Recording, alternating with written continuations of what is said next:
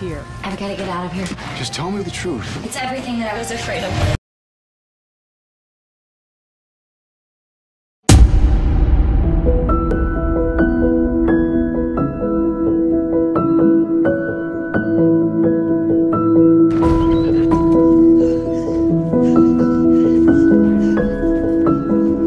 Halo, pada video kali ini kita bakal ceritain nih alur film dari Safe Haven. Safe Haven ini adalah film drama romantis Amerika Serikat yang dirilis tahun 2013. Film ini disutradarai oleh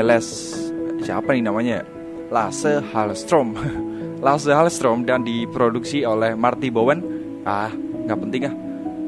Dan nggak penting itunya tuh. Yang penting tuh kita bakal ceritain alur filmnya ya. Oke, alur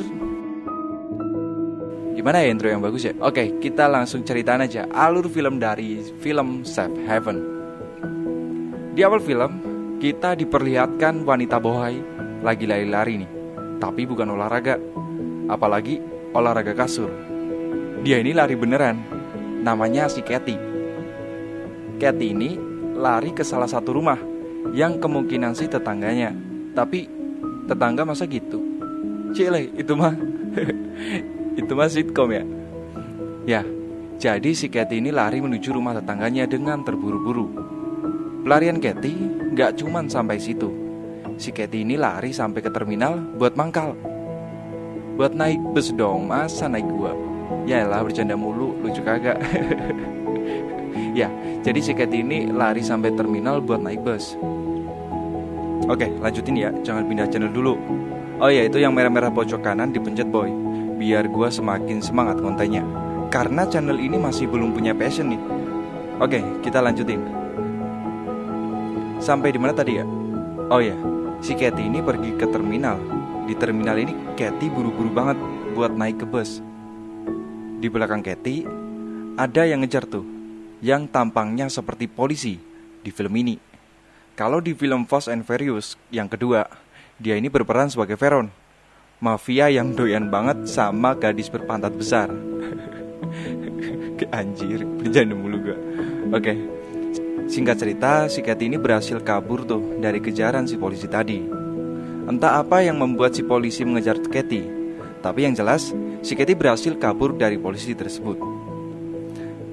Setelah menempuh perjalanan yang cukup panjang, sampailah bus tadi ke wilayah Southport, Carolina Utara. Mereka berhenti di sebuah restoran pinggir kali. Kali. Gak tahu deh. Tapi bagus banget tempatnya, swear. Gak tahu itu kali atau pantai, tapi serius, itu tempat bagus banget. Di sana mereka beristirahat tuh untuk membeli sejumlah makanan, kencing, mandi, dan sholat bagi yang beragama Muslim. Namun ketika hendak melanjutkan perjalanan, anehnya si Katie ini gak melanjutkan perjalanannya. Si Katie ini justru berhenti tuh di sana. Kayaknya Katie ini alumni anak pang deh ya. Nah, karena Katie ini ditinggal di wilayah Southport tadi, demi menyambung hidupnya, si Katie ini melamar pekerjaan di restoran yang menjadi tempat pemberhentiannya tadi. Kemudian singkat cerita, si Katie ini keterima jadi pelayan di restoran tersebut.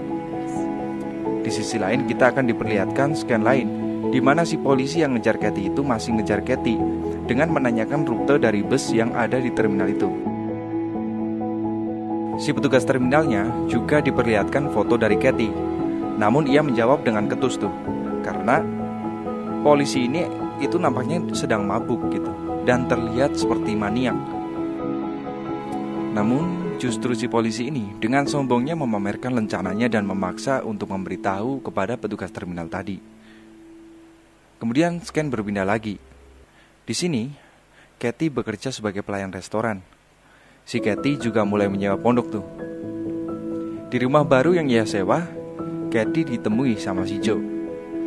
Joe ini pertama ketemu Katie waktu Katie hendak pulang ke pondoknya dan memergoki si Joe sedang mengintip-intip rumahnya. Disinilah Katie dengan si Joe mulai akrab. Karena kondisi rumah Katie yang rusak berat hingga kejeblos tuh si Katie memutuskan untuk merenovasi dengan mengecat rumah tua tersebut.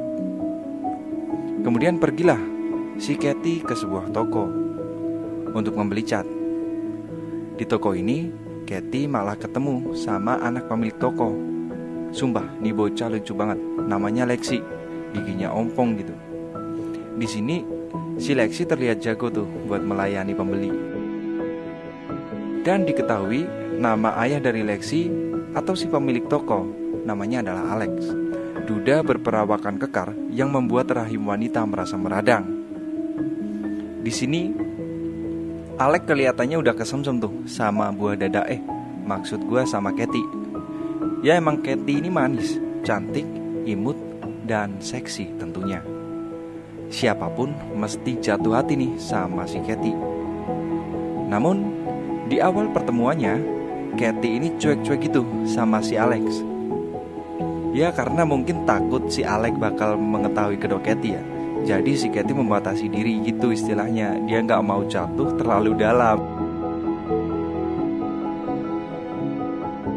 Hari demi hari, si Katie ini semakin akrab dengan Alex. Karena Alex ini duda beranak dua yang susah kalau ngurus anak sendirian. Selain itu kebutuhan biologis Alex kan gak terlampiaskan. Jadi si Alex ini terus PDKT nih sama si Katie. Oh ya, Alex ini punya dua anak. Yang satu yang lucu tadi namanya Lexi, dan yang satu ini cowok alias kakaknya Lexi, bernama George. Kakaknya Lexi ini cenderung pendiam dan pemurung sejak ditinggal oleh ibunya. Agak kasihan sih karena gue sendiri juga di tahun 2019 kehilangan ibu. Kok curhat ya? Oke, lanjut lagi ya. Pada suatu hari, si Alex ini memberikan Katie hadiah sepeda. Karena ia merasa kasihan melihat si Katie dari kosan ke tempat kerja jalan mulu. Ntar pantatnya mengecil. Jadi Alex memutuskan untuk memberikan sepeda kepada Katie. Namun Katie yang sok jual mahal, dia nolak pemberian si Alex. Bahkan saking marahnya, Katie ini sampai gak mau naikin sepedanya waktu dikembalikan ke toko Alex. Di situ Alex malu karena Katie menolak pemberiannya. Saat Katie udah pulang ke rumah, si Joe ini satu-satunya sahabat Katie memberikan masukan kepada Katie. Joe berkata bahwa Katie seharusnya mulai membuka diri dan menerima segala kebaikan yang telah Alex berikan. Di situ Katie mikir nih, hingga dia menyesali perbuatannya. Selain itu, Katie juga merasa betisnya udah ngendur gara-gara kebanyakan jalan. Akhirnya, dia menerima pemberian sepeda dari Alex.